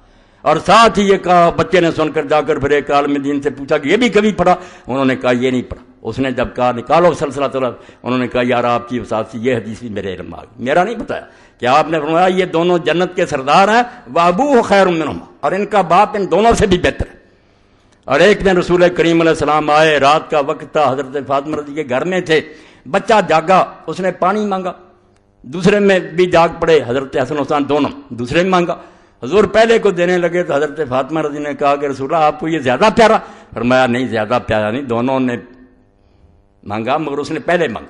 اور اس وقت کہا کہ کیا فاطمہ تم اس پر خوش نہیں ہو کہ تمہارا خامد اور تمہارے دونوں بچے وہاں ہوں گے جہاں جنت میں ہوں گا. ایسے لوگوں کے بارے میں زبانیں دراز کی، رسالے لکھتے ہو اور ہم اگر جواب دیتے ہیں چلاتے ہیں. رسالے دے دوں گا آپ لوگوں کو اور یہ کتابیں بھی دے دیں، جھوٹی سر سے پاؤں تک جھوٹی ہیں. اور وہی خرافات اکٹھی کی ہیں جن کتابوں کہتے رہتے ہیں جھوٹ کے پلندے، ان کا ہی سہارا لیتے ہیں. بھائی حدیثوں کی طرف آؤ. صحابہ کرام نے کیا کہا تھا؟ لوگوں نے یہ بات سنی، حضرت عبداللہ ابن عمر جن کا حوالہ دیا ان کا تو یہ تاثر تھا صحیح بخاری میں کہ ان سے ایک عراقی نے پوچھا کہ اگر کوئی آدمی حالت احرام میں مکھی مار لے یا مچھر ہے اس کا کیا حکم ہے؟ تو آپ نے پوچھا کس عراقی کا ہے؟ اس نے کہا عراق کا۔ فرمایا شرم کرو، تم نے اللہ کے رسول کے بچے کو ذبح کر دیا چھری کے ساتھ، حالانکہ میں نے اللہ کے رسول سے سنا تھا ہمارا ریحانۃ آیا میرا دنیا، اس دنیا میں یہ دونوں میرے گلاب کے پھول ہیں، گلاب کے پھولوں کی پتیاں تو تم نے مسل دی، حسن کو زہر دے دیا، حسین بیچارہ میدان میں مارا گیا، یہ سلوک کیا تم نے، اور اب مچھر کے بارے میں پوچھتے، یہ ذکر ہی نہیں کرتے کہ اللہ کے رسول نے حسین کا مرتبہ کیا بیان کیا، اور اس کی توضیح بیان کرو کہ کیا جہاد انہوں نے کیا جس کی وجہ سے آپ نے جنت کے جوانوں کے سردار کا۔ اگر یہ غلط کام ہے، صرف کوفیوں نے انہیں بیوقوف بنایا تھا، اور کوفیوں میں سے ان کو کسی کو نصیب نہیں کہ حضرت سلیمان بن سرد کا پتہ کرے کہ وہ صحابی رسول، اگر صحابہ کا آپ کو اتنا لحاظ ہے، صحابی جلیلا نبیلا فاضلا، ان کی شہادت کا پڑھو، انہوں نے بلایا، انہوں نے بعد میں خون کا دو رہ گئے تھے حسین اور ابن زبیر، چلو تیسرا سلیمان بن سرد کو تو ملاؤ، ہاں اس کا تو ذکر کرو کہ وہ بھی تھا، حالانکہ ذکر آگ پہ سامنے آ جائے گا، کوئی نہیں مانتا تھا، کسی نے اس حکومت کو نہیں مانا تھا، صحابہ کیوں چپ تھے وہ بھی بتا دوں گا، اہل سنت کے علماء بتائیں گے، جب تلوار سر پر کھڑی ہو تو دین اجازت دیتا ہے، کچھ لوگ آسانی کا راستہ اختیار کریں، اس لیے جس کو کہتے ہیں وہ بہت محقق گزرا ابن خلدون، اس نے کیا کرا کہ یزید کے فسق میں تو کوئی شبہ نہیں، فاسق فاجر تھا، اب راستے دو ہو گئے، کوئی صحابہ نے کہا اللہ کی طرف سے مصیبت پڑ گئی ہے، صبر کرنا چاہیے اور اللہ سے دعائیں کرنی چاہیے، امام حسین ابن زبیر نے کہا نہیں یہ کوئی راہ نہیں ہے، عظیمت کی راہ یہ ہے کہ میدان میں آنا چاہیے، یہ وہ مانتا کہ یہ فاسق ہو گیا تھا، بدکار ہو گیا تھا، اس لیے دونوں گروہ مانتے تھے کہ یہ بدکار ہے، پھر اسی کتاب کو جس کو کہتے رہے یہ بڑا محقق ہے، جب خلاف نہیں یہ بھی مختصر ہو گیا، امام حسین کے بارے میں جذباتی ہو گیا، عقل کے اندھو جذباتی کیا ہونا، مورخ ہے، وہ ایک ایک روایت کو جانتا ہے، وہ تمہاری لکھی ہوئی باتوں کو پڑھ چکا ہے کہ یہ سب خرافات بنائی ہوئی باتیں، امام حسین رضی اللہ کا ارادہ جو تھا سن لو، نہ انہوں نے پلٹنے کا ارادہ کیا، نہ یزید کے پاس جانے کا ارادہ کیا، جو شروع سے اس کے ساتھ تھا عقبہ ابن سمان کہتا مدینے سے چلا، مکے میں ساتھ تھا، کربلا میں ہی آپ کے اونٹ کو بٹھاتا تھا، کھولتا تھا، آخر تک میں ساتھ رہا ہوں، میں اللہ کو حاضر ناظر کر کے کہتا ہوں کہ حسین نے کبھی یہ نہیں کہا کہ مجھے یزید کے پاس لے جاؤ، یہ سب جھوٹ انہوں نے خود گڑا، یہ آپ گڑا کہ تاکہ لوگوں کو بیوقوف بنایا جائے، اور یہ بھی ان کے گلے میں پڑ گیا، آپ حیران ہوں گے ان کو مہنگا پڑا، جو ان کا امام ہے نا اس دور میں محمد الخضری بیک، جس نے یہ ناسبیت پھیلائی اور یہ لکھی چیزیں تاریخ لکھی اس نے، اب اس نے سوچا کہ اگر یہ مان لیں کہ امام حسین رضی اللہ مان گئے تھے کہ مجھے یزید کے پاس لے چلو، تو پھر تو یار لے جانا چاہیے تھا، قصہ مک گیا، خوش ہوتے ابن زیاد جا کے پیش کرتا کہ میں لایا ہوں، بڑا انعام ملتا، پھر اس نے کیوں نہیں مانا اور کیوں آپ کو قتل کیا، اس کو کھٹ گئی بات، اور یہی مولانا عتیق الرحمان اسمبلی، مولانا کہہ رہا مولانا محمد منظور نعمانی صاحب کے بچے، انہوں نے بھی واقعہ کربلا پریشانی انہیں بھی آئی کہ یار سمجھ میں نہیں آتی کہ جب آپ نے کہہ دیا تھا ہم بھی کہتے ہیں یہ ٹھیک ہے کہ بات، تو پھر ابن زیاد کیوں نہیں مانا، تو پھر یہ اسمبلی نے تو اس طرح جان چھڑائی کہ اللہ کی طرف سے تقدیر ہی ایسی، تقدیر کہنا چاہیے اور کوئی بات نہیں، ورنہ قصہ ختم ہو گیا، اور یہ جو تھا خضری اس نے کہا نہیں تقدیر سے بات نہیں بنے گی، پھر تو عبید اللہ بن زیاد بڑا مجرم ثابت ہو کہ جس نے خام خواہ امام حسین کو قتل کیا جب وہ بیعت کے لیے تیار تھے، اس نے صاف لکھ دیا کہ یہ کہانی بالکل، اس نے لکھ دیا ان کے امام نے کہ بالکل جھوٹ ہے کہ امام حسین نے اپنے آپ کے بارے میں کہا تھا کہ مجھے یزید کے پاس، ان کا امام ہی مکر گیا کہ یہ تو مانے تو مقدمہ خراب ہو گیا، پہلے تو کوئی بہانہ آ کے اس نے باغی سمجھ کر مارا، اب تو پھر وہ باغی بھی نہیں رہ گیا، پھر کیوں مارا، خود ہی انکار کر دیا، یہ محاضرات الامم الاسلامیہ پڑھ لیں، کہتا بالکل غلط بات ہے بھی غلط، میں نے بتا دی کہ دو جھوٹے ہیں، زکریا بن یحییٰ ضریر اور بعد میں جو خالد بن عبداللہ کسری ناصبی بغیث، بالکل لعنتی اور ملعون آدمی، بڑی موت مرا، اپنے جرموں کی سزا بھگت کر مرا، اور خوش آمدی ایسے تھے درمیان میں، چلو رہ بات سنیں کہ یہی خالد بن عبداللہ الکسری ولید کے زمانے میں حجاج ظالم کی ممبر پر تعریف کرتا تھا، جب ممبر پر بیٹھتا تو ولید نے حکم دیا تھا کہ سارے گورنرز کی تعریف کریں، ظالم کی جس نے 1,20,000 نے ایک آدمی کو فرش پر لٹا کر ذبح کیا، جامع ترمذی صحیح سند کے ساتھ، یعنی جو جنگوں میں مارے گا لاگن چھری سے 1,00,000 اس ظالم کو، اور صحیح مسلم جس کے بارے میں رسول اللہ کی حدیث ہے کہ ثقیف میں مبیر پیدا ہوگا، ایک ہلاکو آئے گا جو خون بہائے گا، اور اسماء بنت ابی بکر نے کہا وہ ہم نے دیکھ لیا، حجاج تو یہ وہ ظالم، اس کی تعریف کرتے تھے خطبے میں، ظالم خوش آمدی، ولید کا حکم کہ یہ میرا گورنر جس کی تعریفیں کر، اب سلیمان تخت پر بیٹھ گیا، وہ اس کا دشمن تھا، حجاج کا دشمن تھا، اسی لیے اس نے حجاج کے بھتیجے کو محمد بن قاسم کو بھی بلا کر واپس مروایا، موسیٰ بن سیر کو ختم کیا، جو گورنر تھے اس کے ولید کے سب کے دشمن ہو گیا حجاج کی وجہ سے، اس کا دشمن۔ اب سلیمان نے بیٹھتے ہوئے حکم جاری کیا، اللہ اکبر، یہ ملوکیت جو لعنت ہے کہ لوگوں کا دین ایمان ہی کوئی نہیں رہ جاتا، دانش فروش اپنا علم بیچتے پھرتے ہیں۔ یہی خالد بن عبداللہ القسری ظالم جو علی کو رضی اللہ تعالیٰ کو لعنت کرتا تھا، حجاج کی تعریف کرتا تھا، اب سلیمان کی طرف سے حکم آ گیا کہ جمعے کے خطبے میں حجاج پر لعنت کرو۔ اب دیکھیں یہ صحافی، یہ لکھنے والے کالم روز بدلتے ہیں، مرغے باد نما، جدھر کو ہوا چل پڑتی ادھر ہو جاتے ہیں۔ یہی تو دین فروش، ان کو میں نے کہا یہ جان فروش نہیں، یہ سر فروش نہیں ہے، انہیں حسین کی قدر کیا، وہ سر بیچنے والے تھے، ایمان بیچنے والے نہیں تھے۔ اب جب اس خالد بن عبداللہ کو حکم ملا، جمعہ تھا، اس نے کہا یار کیا کروں، پچھلے جمعے اس کی تعریف کرتا رہا، آج اس پر لعنت کروں، مصیبت میں پھنس گیا، کیا حل کروں؟ اب حل سوچے، یہ غایۃ المرام آپ نے دیکھ رہی ہے، میرے پاس پڑی ہے، ام القرآن مکہ یونیورسٹی نے شائع کی ہے، حضور کے دور سے لے کر 900 ہجری تک جتنے گورنر ہوئے نا مکے کے، سب کے حالات، بہت اعلیٰ کتاب۔ اب وہ لکھتا ہے کہ خالد، اس سے ذرا اندازہ کرنا کہ دین کیسے برباد ہو گیا، اور مسلمان کی تو ایک زبان ہوتی، بس جو کہہ دیا کہہ دیا۔ مگر یہ کہنے لگا کل تک میں اس کو اچھا کہتا رہا ہوں، اس کی تعریف کرتا رہا ہوں، اب خلیفہ کی طرف سے مذمت کا حکم ہو گیا، بیٹھا اور بڑی بے شرمی کے ساتھ اللہ کی حمد و ثنا کے بعد اس نے کہا یار ابلیس ملائکہ میں تھا، فرشتوں کا سردار ہو گیا، فرشتے اس کی نیکیوں کی وجہ سے سمجھتے رہے بہت اچھا ہے، مگر بعد میں اللہ تعالیٰ کو پتا تھا کہ یہ اندر سے خراب ہے، اس نے ایک آزمائش کی، اس آزمائش میں فیل ہو گیا تو اس پر لعنت ہوگی۔ اسی طرح ہم حجاج کی ظاہری نیکیاں دیکھ کر کے وہ اچھے کام کرتا تھا اس کو اچھا سمجھتے رہے، مگر وہ ابلیس کی طرح نکلا رہا۔ ہمارے امیر المومنین کو اللہ نے سلیمان بن عبد الملک کو وہ بات بتا دی جو ہمیں نہیں معلوم، اس کو اس کے اندر کا پتہ چل گیا اور اس کی طرف سے حکم آیا، اس لیے لعنت اللہ علیہ۔ کمال ہو گئی یار، اسلام کے ساتھ ٹھٹھا مزہ، یہ ایک آدھا نمونہ ہے، ورنہ جو انہوں نے مچڑی مچائی نا، جو اسلام کا ٹھٹھا کیا کہ عبد الملک جو تھا اس کا چچا کا لڑکا عمر ابن سعید اشتق ظالم، اب وہ بھی حکومت کے لیے اٹھ کھڑا ہوا کہ میں بھی اسی خاندان، چاچے تائے کی اولاد جیسے جائیداد بانٹتے ہیں، مجھے خلاف نہ کوئی صحابی نہ ولی نہ کوئی امام، وہ بیچارے سارے مغلوب، تماشا دیکھتے ہیں، تخت روز بدلتا رہتا، بلکہ اس نے چڑھائی کر دی۔ اب عبد الملک نے دیکھا کہ مصیبت میں پھنس گیا، اس نے اس کو کہا کہ تو میرے چچا کا لڑکا، یار محل میں آ جا، میں خدا ضامن دیتا ہوں، کوئی تجھے کچھ نہیں، امان دے دی، آ گیا۔ اور جب وہ محل میں داخل ہوا تو پہرے دار بٹھائے ہوئے تھے دھوکے سے، انہوں نے عمر بن سعید اشتق کو گرفتار کر لیا اور بعد میں بری طرح قتل ہوا، وہ ظالم بھی اپنے انجام کو پہنچا۔ مگر اس سے خلیفہ کا اندازہ کریں کہ عبد الملک وعدہ کرتا ہے کہ میں اللہ کی پناہ دیتا ہوں اور پھر جاتا، اور اسی لیے ایک بدو آیا پھر، یہ قیامت اسلام پر جو حسین رضی اللہ کے سامنے آ رہی تھی۔ آپ تو نماز روزے کو روکتے ہیں کہ نماز روزے کو یزید نے کیا کیا تھا، سلطنت اسلامیہ جبر میں بدل گئی تھی، جس کو حضور نے کہا سب سے پہلے میری سنت کو بنو امیہ کا ایک آدمی بدلے گا۔ اب وہ ڈھونڈو کون ہے، اگر امیر معاویہ نہیں ہے تو بتاؤ کون ہے جس نے سنت بدلی۔ وہ علامہ البانی صاف لکھتے ہیں کہ امیر معاویہ ہیں جنہوں نے اس کو بجائے شورا کی وراثت بنا دی۔ پھر کوئی اچھا بیٹا آیا، کوئی بدماش آ گیا، جب خاندان میں بن گئی کوئی ٹھیکہ کہ ضرور نیکی پیدا ہوں گے، تماشا بن گیا۔ تو عمر بن سعید اشتق جب مارا گیا دھوکے سے، ایک بدوی ملنے آیا، میں کہتا اس بدوی پر ہزاروں رحمتیں مولویوں سے زیادہ۔ جب وہ آیا تو عبد الملک نے اس سے پوچھا بدوی سے کہ عبد الملک کے بارے میں تیرا کیا خیال ہے، اپنے بارے میں پوچھا۔ اس نے کہا عبد الملک تو مدت سے ہی مر چکا۔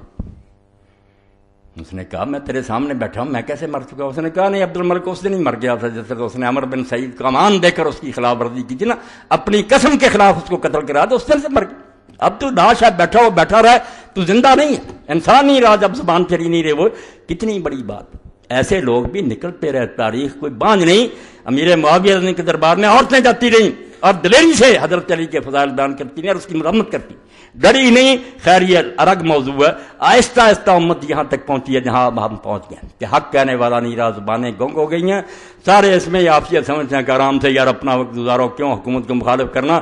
یہ وہ لعنت ہے جو امیر معاویہ رضی سے شروع ہوئی، یزید نے اس کو مضبوط کیا، اور باب الثنایا سلطان، بس اس کا حوالہ دے کر ختم کروں گا، بات لمبی، صحیح بخاری میں نکال لینا شرح کہ لوگ جاتے تھے، صحابہ کی اولاد اور تابعین، چھوٹے موٹے نہیں، یزید کے سامنے جاتے تھے اور بعد میں آخر ابن عمر سے انہوں نے کہا ہم جانتے ہیں کہ وہ غلط باتیں کرتا ہے، ظلم کے فیصلے کرتا، مگر ہم اس کی تعریفیں کرتے ہیں اس کے منہ پر.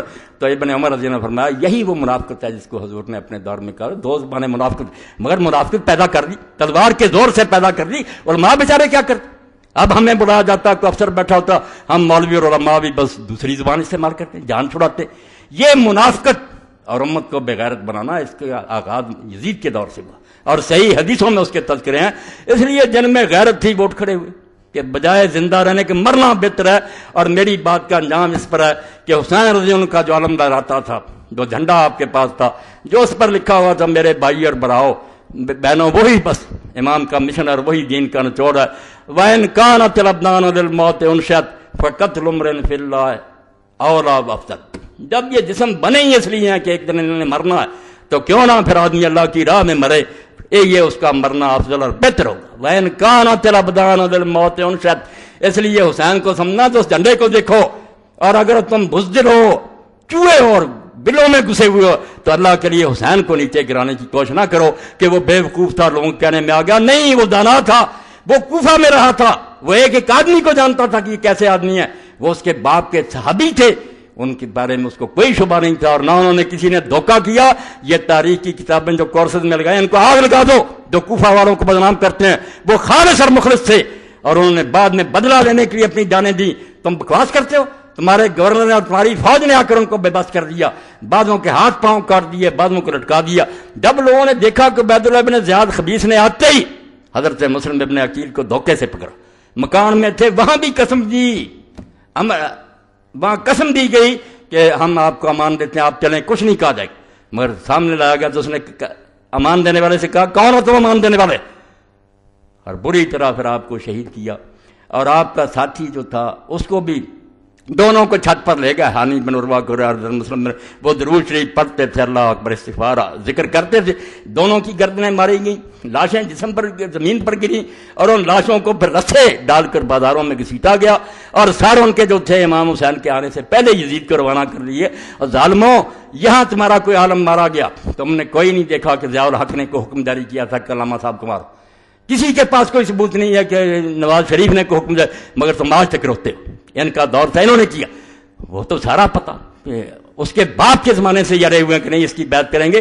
بیوقوف تھا، تخت پر بیٹھا ہوا، جانتا تھا کہ ابن زبیر اور امام حسین نے میرے باپ کو جواب دے دیا تھا کہ نہیں مانیں گے. اس لیے کوئی چھپی بات تھی. ان کا ایک ایک دن کا پروگرام جو تھا وہاں جاتا تھا. سر گئے ہانی بن عروہ کر مسلم نے کہا کہ آئندہ ظلم نہ کرنا. اس لیے خدا کے لیے اس واقعہ کو جس سے مومنوں میں حریت اور غیرت پیدا، اس کو ختم نہ کرو. اگر ہم کچھ نہیں کر سکتے، آپ سب گواہ، میں اللہ کو حاضر ناظر کر کے کہتا ہوں پتہ نہیں زندگی ہے، میں اللہ کی قسم دنیا اسلام میں جتنے حکمران ہیں ان سے برات کا اعلان کرتا ہوں. میں ان کو اپنے حاکم نہیں مانتا، ان کو میں جو شریعت کو اپنے ملک میں نافذ نہیں کرتے، میرے یہ حکمران نہیں ہیں. میرے دل میں جو آگ لگی ہے وہی یہی ہے کہ اللہ کسی دن اس زمین پر تیرا اور تیرے رسول کا جھنڈا لہرانا چاہیے، تیرا نظام جاری ہونا چاہیے. وہ ایک چپا پر زمین پر جو جاری کرے گا وہ میرا امیر ہوگا، وہ میرا امام ہوگا، وہ میرا خلیفہ ہوگا. یہ حکمران ہیں، متغلب ہیں، مسلط ہیں، زبردستی بیٹھے رہے. ہم ان کا کچھ بگاڑ نہیں سکتے، بے بس اور مجبور ہیں. مگر میں نے آپ کو گواہ کر کے کہہ دیا کہ ریکارڈ کر لو کہ میں ان کو حقیقی معنوں میں اپنے حکمران نہیں مانتا. اگر میرے دل میں بھی آئے کہ یہ ہمارے حکمران تو اللہ کی کروڑ لعنت ہو. یہ نہیں ہمارے حکمران. ہمارا حکمران وہی ہوگا جو اللہ اور اس کے رسول کی کتاب سنت کے مطابق عمل کرے گا. اور یہ امام حسین کی تحریر سے میں پڑھوں گا کہ انہوں نے جو خط لکھا، تم کہتے پتہ ہی نہیں چلتا امام حسین کا کیا مقصد. یہ یوسف لکھتا ہے. اب پتہ تو تب چلے جب آپ کے خطبے اور آپ کے خط پڑھے. جب آپ نے پڑھنا ہی نہیں تو آپ کو پتہ کیا چل رہا. امام نے اپنے خطوں میں لکھا کہ لوگوں، ایک ہی اصولی بات ہے، نہ میں اپنے نانا کی گدی چاہتا ہوں، نہ تخت کی ضرورت ہے. امام مسلمانوں کا سربراہ صرف ہو سکتا ہے جو اللہ کی کتاب پر عمل کرے، رسول اللہ کی سنت کو جاری کرے، اور اس کی اپنی زندگی بھی خدا رسول کی مرضی کے مطابق ہو. نل امام سوائے اس کے کوئی امام نہیں. اور جھگڑا تو یہ تھا، نہ شراب کا تھا، نہ زنا. وہ دیر رات شراب پیتا، یہ اتنی کوئی برائی نہیں تھی. لوگوں میں عیب بھی ہوتے ہیں. بدماشی یہ تھی کہ مسلمان دیکھتے رہ گئے اور تلوار کے زور سے ایک شخص کو بٹھا دیا گیا. اور جس غریب نے یہ کہا کہ یہ کیا ہو رہا ہے، مسجد نبوی میں پڑھوں گا صحیح بخاری سے کہ انجام کیا ہوا. امیر معاویہ کے گھر نے کہا پکڑ لو اس کو. اور وہ حضرت عبد الرحمن بن ابی، اس کا نام ہی نہیں ہے، عبد الرحمن بن ابی بکر رضی اللہ تعالیٰ عنہ، بھاگ کر اپنی بہن ام المؤمنین عائشہ کے گھر میں گھس گئے. پھر بچے، اور پھر بھی اس ملعون نے وہاں کہا کہ یہی ہے جس کے بارے میں قرآن میں سورہ احقاف اتری ہے، اللہ نے لعنت کیا اس پر۔ تو اماں بولی، پھر اس نے کہا بکواس کرتا تو، جھوٹا تو، ہمارے بارے میں ابو بکر رضی اللہ عنہ کے خاندان کے صرف وہ آیتیں اتری ہیں جن میں میری بریت کا اعلان ہے، اور کوئی آیت نہیں اتری۔ تیرے باپ پر اللہ کے رسول نے لعنت کی تھی جب تو اس کی پشت میں تھا، اس لیے اس لعنت کا اثر تجھ میں بھی ہے۔ یہ اماں کے خطبے اور عبد الرحمن بن ابو بکر کے خطبے کس طرح مروان کے سامنے اس نے کہا کہ یہ کون سی حکومت ہے جو تم قائم کر رہے ہو، ہرکلیہ و کیسریہ، یہ کافر بادشاہوں والا رواج ہے، تم دینا چاہے۔ بیچارے کو وہاں گرفتار کرنے کا حکم دیا، اور پھر وہ مدینہ شریف نہیں رہ سکا، مکہ بھاگ گیا غریب۔ حسین تو بھگتتا رہا نا رضی اللہ عنہ، یہ عبد الرحمن بن ابو بکر مکے چلا گیا، اور مکے نہیں رہنا نصیب ہوا، پہاڑوں میں چھپ گیا امیر معاویہ کے دور میں، حبشی 10 میل دور مکہ، اور وہیں سو گیا اور اچانک مر گیا۔ تو حضرت عائشہ رضی اللہ عنہ کو حاکم لکھتے ہیں دیر تک یہ شبہ رہا کہ یہ مرا نہیں، اس طرح لوگ مرتے نہیں، یہ مارا گیا، ان لوگوں نے اس کو زبردستی مارا، ورنہ عبد الرحمن کی موت کا کوئی سوال تھا کہ وہ پہاڑوں میں سویا اور مر گیا۔ وہاں سے ان کی لاش پھر مکہ لائی گئی، وہاں دفن کیا گیا۔ حضرت عائشہ عمرہ پر گئی تو وہاں قبر پر گئی، وہاں شعر بھی پڑھے، سب کچھ موجود۔ یعنی ظلم کی انتہا کہ مسجد نبی کا احترام نہیں۔ اما عائشہ کے سامنے جھوٹ بول رہا گورنر کہ تمہارے بارے خاندان کے بارے میں آئی، انہوں نے پھر صاف سنا دیا کہ تیرے باپ پر حضور نے لعنت کی حکم پر، اور تو اس وقت اس کی پشت پر تھا، وہی لعنت تم میں چلی آ رہی۔ اور حضور کی یہ حدیثیں، یہ ملا کہتے ہیں دیوبندی حدیث یہ غلط ہیں، میں صحیح حدیثوں سے ثابت کروں گا، اور سلسلۃ الحدیث سے میں ساری اکٹھی کر لی ہیں سندوں کے ساتھ کہ واقعی حضور نے مروان اور اس کے بیٹوں پر لعنت کی۔ اب کہتے ہیں نہیں ساری اولاد کی بات نہیں، بیٹے جو تھے عبد الملک رب سارے برے تھے، پوتا اگر نیک نکلا عمر بن عبد العزیز وہ الگ بات۔ آپ حدیثوں کی طرف اللہ کے لیے آئیں، یہ کہانیاں جو چھاپتے ہیں نا رسالے، چھوڑ دیں کہ ہر ملا اور مولوی کھڑا ہو جاتا ہے، نہیں حسین کو کوفیوں نے بلایا چلا گیا، پھر منت سماجت کرتا رہا، جان چھڑاتا رہا، لعنت ہے جھوٹ بولنے والوں پر۔ نہیں، جو اٹھا تھا وہ ایک ہی بات، عزم اونچوں کو سارا استوار۔ حسین جب اٹھ کھڑا ہوا تھا نا سوچ سمجھ کر، 20 سال امیر معاویہ کے دیکھ کر، اور اس وقت ہی اپنے ساتھیوں کو بتا دیا تھا کہ میرا ایک دن جو اس کی حکومت میں گزر رہا ہے، مجھے کوئی سمجھ نہیں آتی کہ میں خدا کے سامنے کیا عذر پیش کروں گا۔ جہاد تو اب بھی فرض ہو چکا، مگر میرے بھائی نے چونکہ وعدہ کر لیا تھا میں نبھاؤں گا، اگر بعد میں انہوں نے بدماشی کی تو اٹھ کھڑا ہو۔ پہلے سے تیار تھے، اس لیے جب اٹھے نا، آپ ہمالیہ کی مثال دیتے ہیں کہ بڑا پہاڑ ہے، اقبال کہتا ہے میں اونچوں کو ہسارا استوار۔ حسین کو پہچانو تو صحیح، اس کا عزم اور حوصلہ پہاڑوں کی طرح مضبوط تھا۔ پہاڑ ہل سکتے ہیں، وہ نہیں ہل سکتے۔ ہلنا ہوتا تو گھر سے کیوں چلتا؟ پتا نہیں تھا بچے اور عورتیں ان کے ساتھ کیا ہوگا، میرے ساتھ کیا ہوگا۔ نہیں، پائیدار و تند سیر و کارگار، ہمیشہ سے قائم اور دائم۔ اور ایک بات جو درمیان میں رہ گئی، صرف آخر میں بیان کر دوں کہ اللہ نے دنیا میں امام حسین اور حسن کا نام پوشیدہ رکھا۔ یہ میں مدینہ شریف چلایا، موجم ما یخص اہل بیت النبی، حوالوں کے ساتھ اللہ کے بندے نے سعودی عالم نے لکھی ہے، بہت عمدہ بات، پچھلوں کے حوالے سے۔ میں نے امام جعفر صادق رحمۃ اللہ علیہ سے پڑھا تھا، مگر میں اس کو نہیں پیش کر، میں نے اس کو پڑھا کہ سارے نام دنیا میں رکھے جاتے رہے مگر حسن اور حسین نہیں رکھا گیا۔ اللہ نے بچا کر رکھا اس کو کہ یہ محمد آئیں گے صلی اللہ علیہ وسلم تو ان کے نواسوں کا نام، اور یہ بات کوئی معمولی نہیں، ساری دنیا میں لوگ پیدا ہوتے رہے، یحییٰ نام کا کوئی نہیں آیا۔ جب فرشتوں نے بشارت دی زکریا علیہ السلام کو تو کیا کہا تھا اس وقت؟ وَلَمْ نَجْعَل لَهُ مِن قَبْلُ سَمِيًّا، ہم نے اس نام کا کوئی آدمی اس سے پہلے نہیں پیدا۔ یعنی یحییٰ کو یہ فضیلت اللہ نے دی کہ یحییٰ اسی کو ہم نے نام دیا اور کسی کو نہیں۔ یہی بات اللہ کی قسم دنیا میں یہ پڑھیں، حوالہ دت قال المفضل حجب اللہ هذین اسمین ان یسمى بعطا سمى بین نبی صلی اللہ علیہ وسلم ابن علیہ السلام۔ فضل کہتے ہیں التصحیح والتحریف سبل العاشر، 6 جلد 11 حوالہ دیا کہ یہ 2 نام اللہ نے مخلوق کو روک، ان کے ذہن میں نہیں آنے دیے کہ وہ اپنے بچوں کے نام رکھیں، حتیٰ کہ یہ نام اللہ کے رسول علیہ السلام نے اپنے بچوں کے رکھے، اپنے بچے۔ حضور ہمیشہ کہتے تھے کہ حسن اور حسین میرے بیٹے ہیں، یہ نہیں مانتے تو جو جی کیا کہتے ہیں، یہ جس کے بیٹوں کو ماننا چاہتے ہیں نا، رسول اللہ کے ممبر پر بیٹھ کر ان کی تعریفیں کریں۔ میں تو رسول اللہ کے نانا آپ کے ممبر پر بیٹھ کر ان کے نواسوں کی بات کروں گا، میں ان کے دشمنوں کی کیوں بات کروں؟ ان کے دشمنوں کا ممبر کوئی ہے تو وہاں چلے جائیں، رسول اللہ کے ممبر پر بیٹھ کر حسین کی توہین نہ کریں۔ حتیٰ کہ انہوں نے اپنے بچوں کا نام حسن اور حسین رکھا، علیہ السلام لکھا۔ اب یہ سارے چیز اٹھنے ہو، حسین علیہ السلام کہتے ہیں بھائی بخاری شریف سے نکال دو، وہاں فاطمہ علیہ السلام لکھا متن میں، حسن علیہ السلام سے آئے میرے پاس، چھوٹے سے بچے ابراہیم کے لیے علیہ السلام لکھا جو فوت ہو گیا تھا، رسول اللہ کی بچی ام کلثوم کے لیے علیہ السلام لکھا۔ تم کون سا دین لیے پھرتے ہو؟ امام بخاری سے زیادہ دانا؟ نیر الاوتار شوکانی کی پڑھو، سبل السلام پڑھو علامہ ثنانی کی، علی علیہ السلام، حسن علیہ السلام. کیوں ظالموں تم ناراض ہوتے ہو؟ یہ رسول اللہ کے خاندان کی عزت ہے. اما حسن و حسین الموجود فی انصاب الطیف الاول بسکون الثانی سین والثانی بفتح کسر سین. وہ کہتے ہیں بنو طے جو حاتم طائی کا قبیلہ وہاں مل جاتے ہیں حسن حسین. حوالہ دیا لغت نویس نے کہ وہ حسن ہے، سین پر جزم ہے حسن. یہ حسن ہے پر بھی زبر، سین پر، یہ حسن ہے رسول اللہ کا بچہ، وہ حسن سین پر جزم. اور دوسرا نام جو وہاں پایا جاتا ہے حسین، زیر ہے نیچے یار آگے یہ ہے، یہاں ہے حسین. اس لیے حسن ہے پر زبر، سین پر زبر، اور حسین یہ نہیں کسی کے نام رکھے گا، یہ اللہ کے رسول کے بچوں کے رکھے گئے. اور جب ہم صحیح بخاری میں پڑھتے ہیں، کیا کروں وقت ہی نہیں ملتا، اللہ کا رسول جب اپنے بچوں کو دم کرتا تھا حسن اور حسین کو، تو کیا کہتا تھا اس وقت، کن کی مثال دیتا تھا؟ فرماتا تھا اللہ کا رسول علیہ الصلوۃ والسلام کہ یہی وہ دم ہے جو میرا باپ ابراہیم اپنے بیٹے اسماعیل اور اسحاق پر کرتا تھا.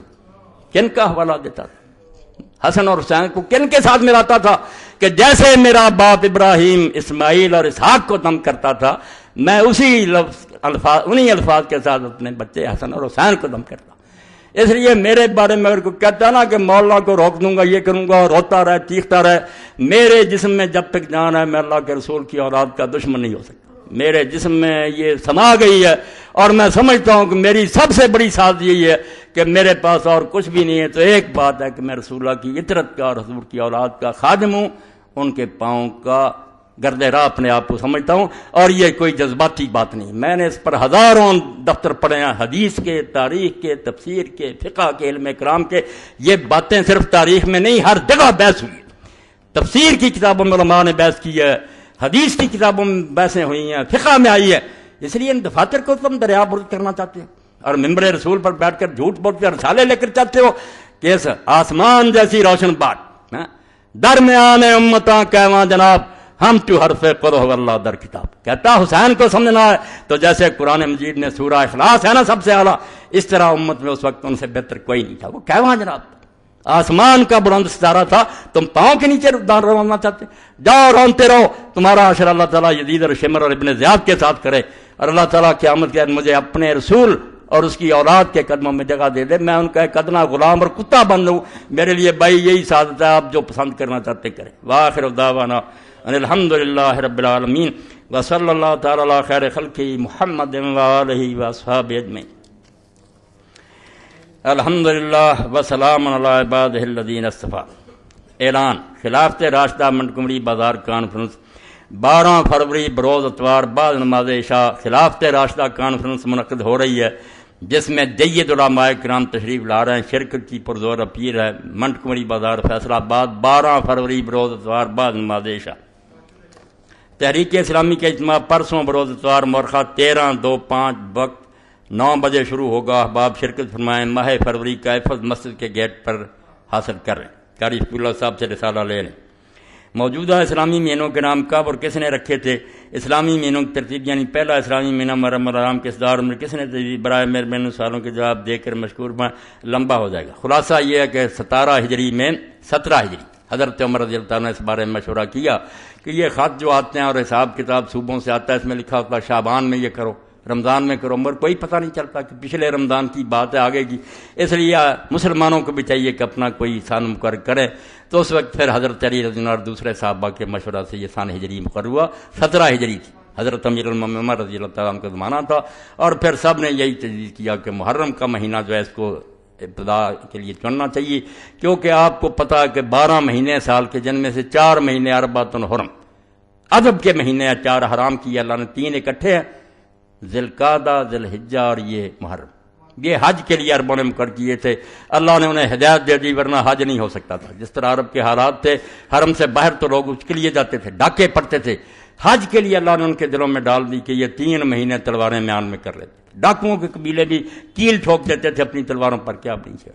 2 مہینے آنے جانے میں لگتے، محرم تک پھر اپنے گھروں میں یہ 3 جو مہینے تھے یہ حرام اکٹھے.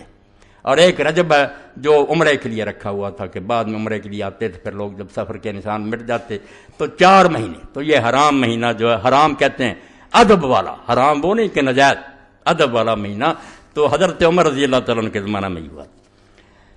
اچھا، فتاوی آن لائن کی ویڈیو کے سی ڈی جو ابھی تک ریکارڈ ہو رہی حکیم امجد سلام سے مل سکتی ہے، فتاوی آن لائن پر میں جو جواب دیتا ہوں۔ تبرک پیش خدمت میں مہربانی فرمائیں۔ کلمہ طیبہ یا حیو یا قیوم آیت کریمہ، یہ مولانا فقیہ اللہ صاحب کے بچے نے یہ ساری تیار کی ہیں گھروں میں سجانے کے لیے، بہت اچھی چیزیں ہیں، ان سے لے لیں، بابرکت کلمے اپنے گھروں میں ہونے چاہیے۔ ہم نے 2 ماہ پہلے اعلان کیا تھا مولانا کے ساتھ عمرہ کرنے کا، یہ اعلان دوبارہ سن لیں، دہرایا جا رہا ہے۔ 20 کے قریب لوگوں نے نام لکھا دیا تھا، وقت قریب آ رہا، لکھا دے نام انشاءاللہ۔ ہم نے 2 ماہ پہلے اعلان کیا تھا مولانا صاحب کے ساتھ عمرہ کرنے کا، تقریباً 20 آدمیوں نے نام لکھوائے تھے۔